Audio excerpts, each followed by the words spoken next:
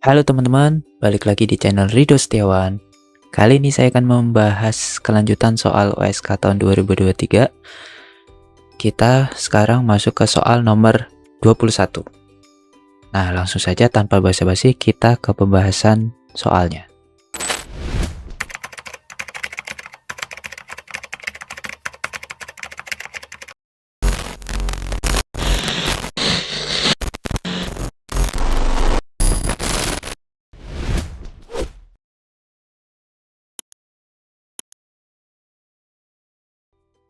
Oke, soal nomor 21. Suatu sampel gas NaOCl sebanyak 1 mol ditempatkan ke dalam wadah bervolume 2 liter dan bersuhu 227 derajat Celcius hingga dicapai keadaan setimbang. Pada keadaan tersebut diketahui bahwa terdapat 0,056 mol Cl2. Nilai Kc dari kesetimbangan dekomposisi NaOCl pada suhu tersebut sesuai dengan reaksi berikut adalah titik-titik. Nah, dari sini diketahui bahwa mol NaOCl saat mula-mula 1 mol Cl2 saat setimbang sebanyak 0,056 mol. Maka kita bisa tuliskan mula-mula reaksi sisa untuk reaksi dari NaOCl menjadi 2NO plus Cl2 saat mula-mula NaOCl-nya sebanyak 1 mol, saat setimbang terdapat Cl2 sebanyak 0,056. Maka ketika jumlah awal NO dan Cl2-nya 0, dari reaksi kesetimbangan ini diperoleh Cl2-nya sebanyak 0,056. Karena 0 plus sesuatu totalnya kan harus sama dengan 0,056. Dan sesuai perbandingan koefisien 2:2:1, maka jumlah NO di bagian reaksi 2 kali dari Cl2, yaitu 2 kali 0,056. Sehingga 2 kali 0,056 hasilnya 0,112. Kemudian jumlah NaOCl yang bereaksi 2 kali dari Cl2 juga, yaitu 2 kali 0,056. Berarti 0,112.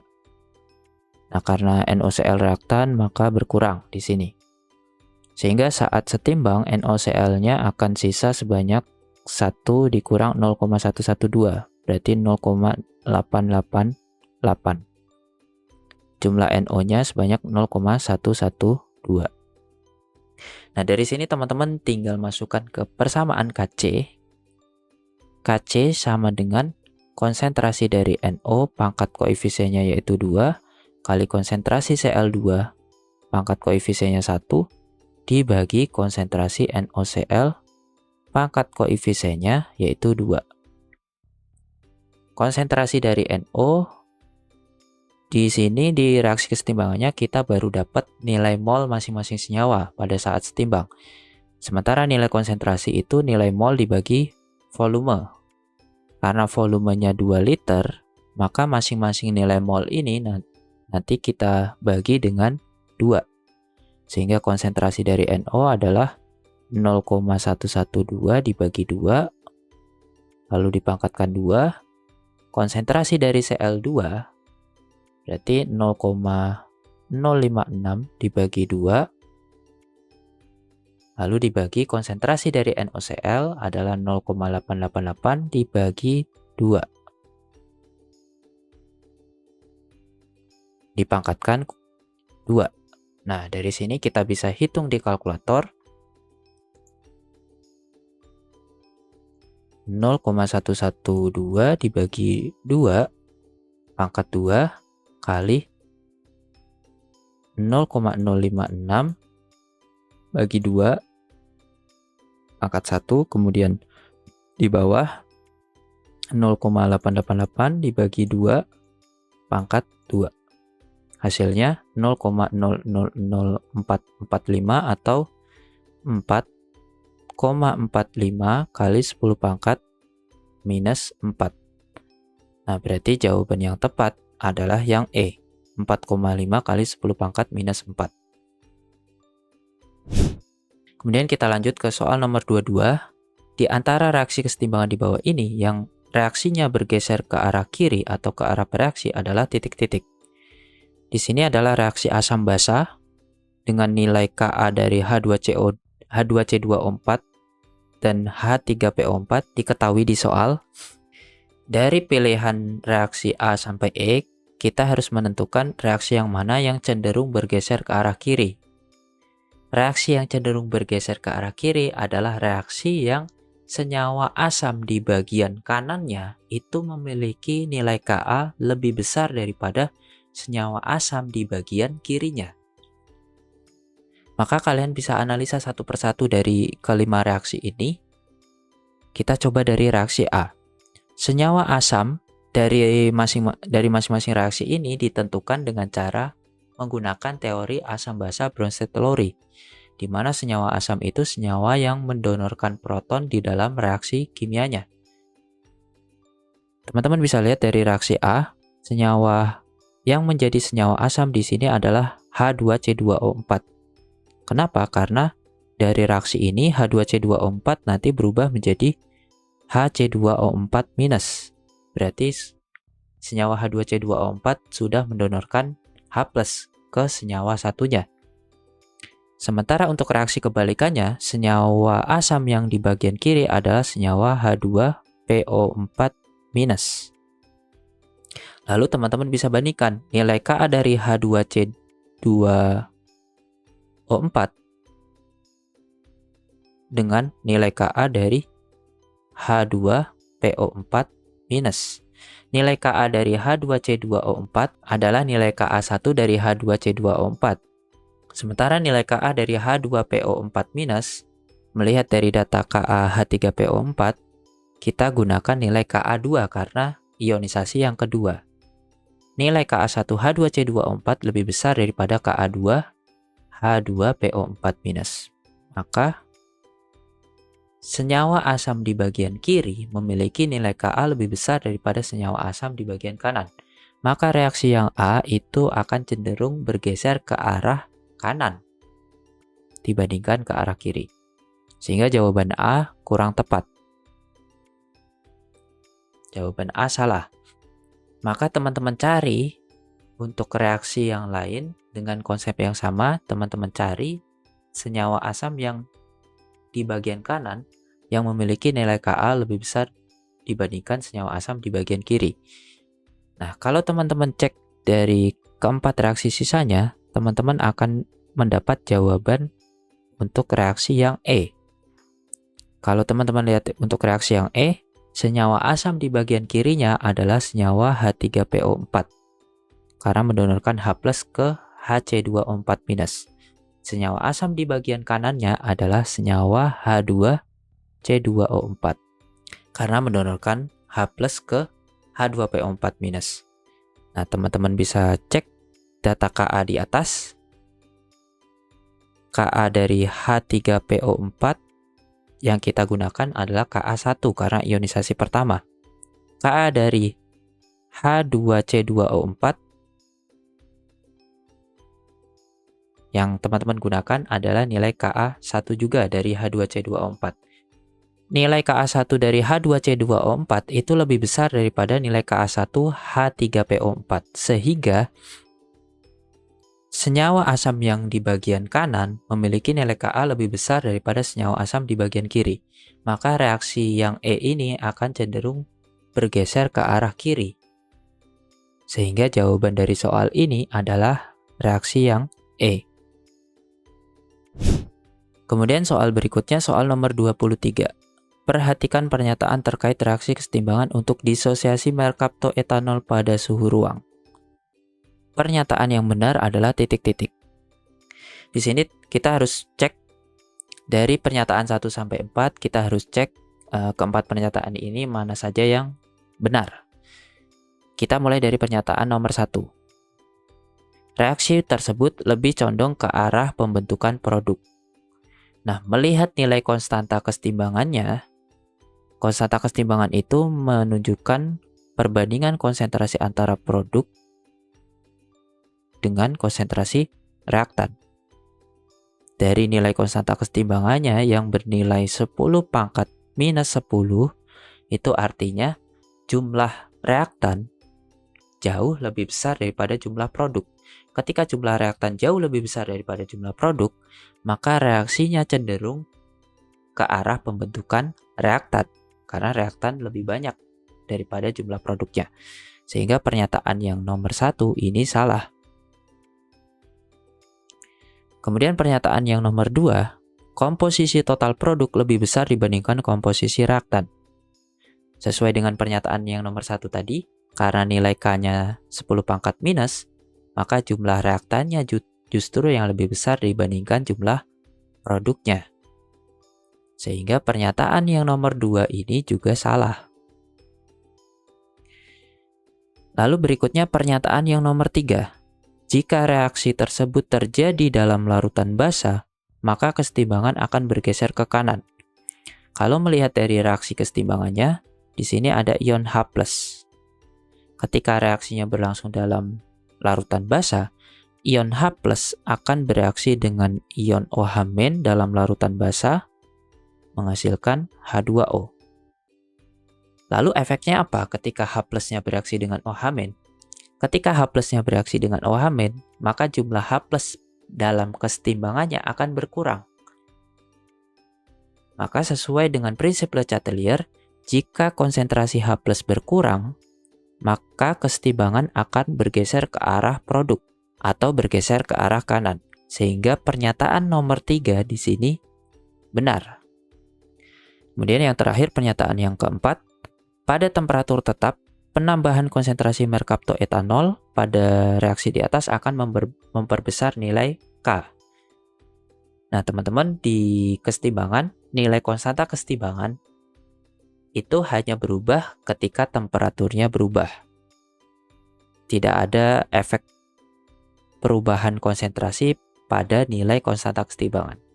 Jadi pernyataan nomor 4 ini salah. Sehingga jawaban yang tepat hanya pernyataan yang nomor 3 yang benar. Berarti jawaban yang tepat yang B. Kemudian kita lanjut ke soal nomor 24. Gas I2 dan Br2 dibiarkan bereaksi dalam reaktor bervolume tetap 1 liter, membentuk gas IBR sesuai dengan reaksi berikut.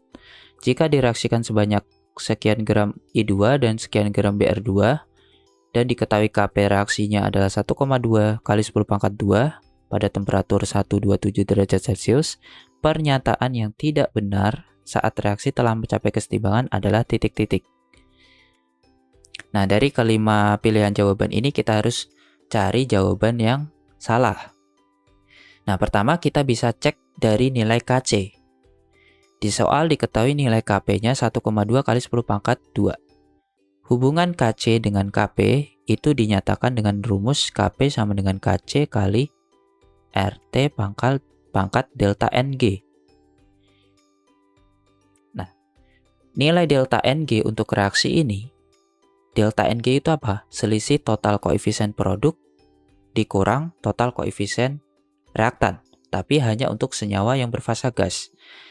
Dari reaksi ini, total koefisien gas yang ada di produk adalah 2, total koefisien gas yang ada di reaktan 1 ditambah 1, yaitu 2.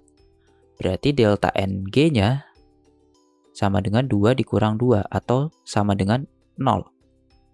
Karena delta Ng-nya bernilai 0, maka semua yang berpangkat 0 nilainya akan bernilai 1. Sehingga nilai RT pangkat 0 bernilai 1. Maka nilai Kp untuk reaksi ini sama dengan nilai Kc-nya. Sehingga pernyataan nilai Kc sama dengan 1,2 kali 10 pangkat 2, pernyataannya benar. Karena nilai Kc sama dengan Kp. Nah, kemudian untuk membuktikan pernyataan dari pilihan jawaban yang lain, kita bisa melakukan perhitungan kesetimbangannya. Pertama-tama yang harus kita lakukan adalah menghitung jumlah mol dari I2 dan juga jumlah mol dari Br2. Mol dari I2 sama dengan massa dibagi Mr. Massa dari I2 76,2 gram. Mr dari I2, teman-teman bisa cek di tabel periodik unsur. nilai AR dari iodin itu bernilai 126,9 atau kita bisa bulatkan jadi 127. Maka MR dari I2 2 kali 127. Berarti nilainya 254. Sehingga kalau kita hitung di kalkulator, mol dari I2 sama dengan 76,2 dibagi 254. Hasilnya 0,3 mol.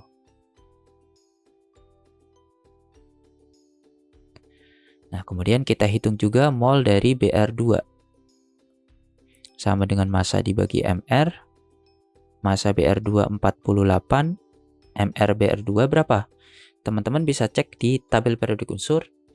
AR dari Br itu nilainya 79,9 atau bisa kita bulatkan jadi 80.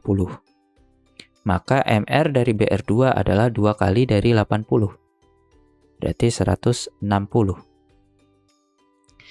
Maka bisa kita hitung di kalkulator, 48 dibagi 160.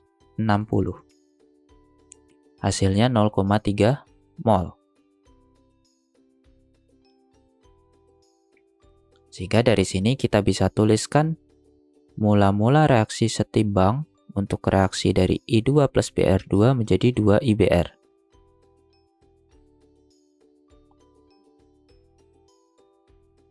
Jumlah mol dari I2 mula-mula sebanyak 0,3 mol. Jumlah mol dari Br2 mula-mula sebanyak 0,3 mol juga. Lalu kita bisa misalkan jumlah yang bereaksi dengan X, berarti untuk I2 minus X, untuk Br2 minus X, karena koefisiennya 1, tapi untuk IBR, karena koefisiennya 2, berarti di bagian reaksi, jumlah IBR yang dihasilkan sebanyak plus 2X. Maka jumlah saat setimbangnya sebanyak untuk I2 0,3 min X, Br2 0,3 min X, dan IBR jumlah saat setimbangnya berarti 2X. Nah, dari sini teman-teman bisa gunakan persamaan KP atau persamaan KC. Supaya lebih mudah, teman-teman gunakan persamaan KC saja. Untuk reaksi ini, persamaan KC-nya sama dengan konsentrasi IBR pangkat 2 dibagi konsentrasi I2 pangkat 1 kali konsentrasi Br2 pangkat koefisiennya yaitu 1. Karena kita sudah menentukan nilai KC-nya sama dengan KP, berarti nilai KC-nya 1,2 kali 10 pangkat 2. Konsentrasi IBR saat setimbang, nilainya 2X. Berarti 2X pangkat 2, konsentrasi I2 saat setimbang 0,3 min X, konsentrasi Br2-nya 0,3 min X. Maka ruas yang kanan, yang bawah bisa kita gabung. Jadinya 1,2 kali 10 pangkat 2 sama dengan 2X kuadrat per 0,3 min X pangkat 2. Karena ruas yang kanan sama-sama kuadrat atas dan bawahnya, berarti kedua ruas kita bisa akarkan. Jadinya akar dari 1,2 kali 10 pangkat 2 sama dengan akar dari 2X kuadrat, berarti hasilnya 2X. Yang bawah juga sama, jadi pangkat 2-nya hilang. Jadi tersisa 0,3 min X. Dari sini kita bisa cari di kalkulator nilai X sama dengan, teman-teman tinggal tuliskan saja persamaannya. Jadi akar 1,2 kali 10 pangkat 2 sama dengan 2X dibagi 0,3 dikurang X. Nah, teman-teman gunakan metode solve di kalkulator.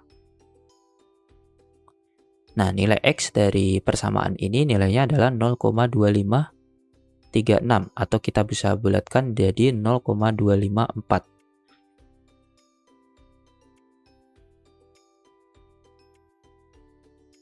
Mungkin koreksi tambahan dari saya, kenapa kita bisa gunakan konsentrasinya langsung pakai nilai molnya? Karena di soal diketahui volume wadahnya itu 1 liter. Jadi ketika volume 1 liter, nilai molnya sama dengan nilai konsentrasinya. Maka dari sini, teman-teman bisa hitung konsentrasi dari I2 saat setimbang adalah 0,3 minus X, yaitu 0,3 dikurang 0,254. Berarti sama dengan 0,046.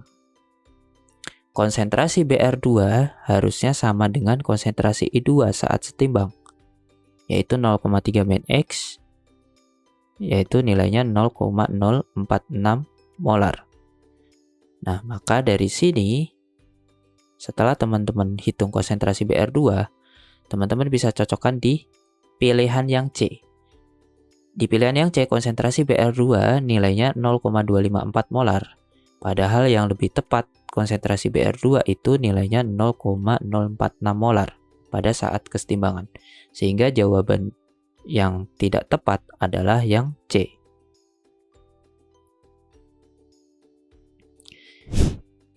Oke, kemudian kita lanjut ke soal nomor 25. Untuk reaksi kesetimbangan hipotetik, reaksi A plus B menjadi C plus D, jika kedua reaktan tersebut diletakkan dalam wadah tertutup rapat dan dibiarkan mencapai kesetimbangan, jumlah mol dari C dapat diturunkan dengan cara titik-titik. Jumlah mol dari C kita dapat turunkan itu dengan cara menggeser kesetimbangannya ke arah kiri. Ketika kesetimbangannya bergeser ke arah kiri, maka jumlah C-nya akan berkurang karena bereaksi ke arah kiri. Nah, bagaimana cara kita menggeser kesetimbangan ke arah kiri? Kita bisa cek dari pilihan jawaban yang ada. Pilihan yang A, menambah jumlah A ke dalam sistem. Nah, teman-teman lihat dari reaksinya, senyawa A itu di sini berfasa solid. Ketika senyawa tersebut berfasa solid atau liquid, jika jumlahnya ditambah atau dikurangi tidak akan menggeser kesetimbangan. Karena yang dapat menggeser kesetimbangan ketika senyawa yang ditambah itu berfasa aqueous atau berfasa gas. Jadi jawabannya A salah. Kemudian yang B, menurunkan volume dari wadah reaksi. Sesuai prinsip Le Chatelier, ketika volume wadah diturunkan, maka kesetimbangan akan bergeser ke arah yang total koefisiennya lebih kecil. Nah, dari reaksi di atas, kita bisa lihat total koefisien senyawa yang di kiri, yang kita pertimbangkan hanya senyawa yang berfasa gas atau aqueous. Kalau di reaksi ini, senyawa yang ada di kiri tidak ada yang berfasa gas, sehingga total koefisiennya bernilai 0. Jadi total koefisien gas di kiri nilainya 0, total koefisien senyawa gas yang di kanan nilainya 1 plus 1 dari senyawa C dan D, sehingga totalnya 2. Maka ketika volume diturunkan, kesetimbangan akan bergeser ke total koefisien yang lebih rendah, berarti kesetimbangan akan bergeser ke arah kiri. Sehingga untuk soal nomor 25 ini, jawaban yang B akan membuat kesetimbangan bergeser ke arah kiri dan akan mengurangi jumlah mol C pada kesetimbangannya. Maka jawaban yang tepat untuk soal nomor 25 adalah yang B. Nah, itu teman-teman pembahasan soal nomor 21 sampai soal nomor 25. Jadi di video kali ini cukup sampai soal nomor 25 dulu. Untuk pembahasan soal selanjutnya akan saya lanjutkan di video selanjutnya. Jadi jangan lupa teman-teman untuk subscribe channel saya agar teman-teman bisa mengikuti kelanjutan pembahasan di video selanjutnya. Jangan lupa juga like video ini, share videonya jika bermanfaat. Sampai ketemu lagi di pembahasan video selanjutnya.